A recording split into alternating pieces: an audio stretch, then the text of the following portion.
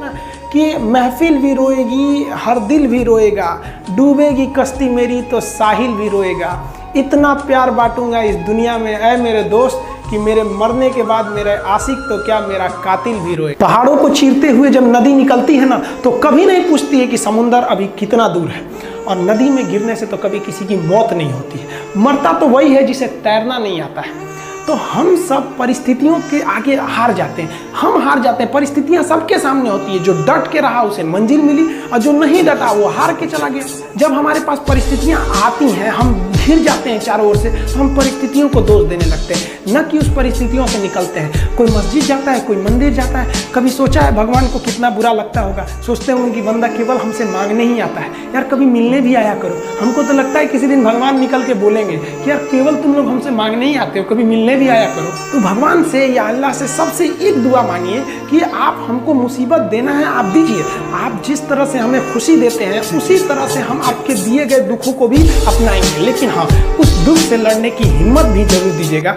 देखिए जीवन में ना अपने अंदर से अहंकार बिल्कुल निकाल दीजिएगा। अहंकार बहुत ही खराब चीज है। कहते हैं कि अहंकार में इंसान को इंसान नहीं दिखता, छत पे चढ़ जाओ तो खुद का मकान नहीं दिखता।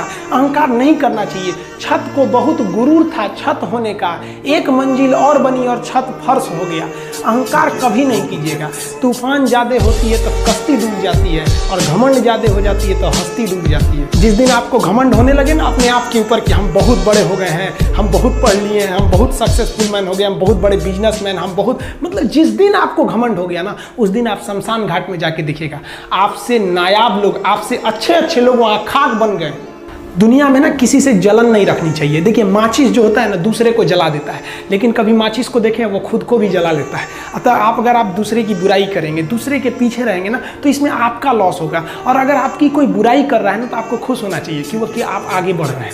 बुराई उसी का लोग करते हैं जो आगे बढ़ रहा होता है, जो पहले गिरा हुआ है उसकी लोग क्या बुराई करेंगे।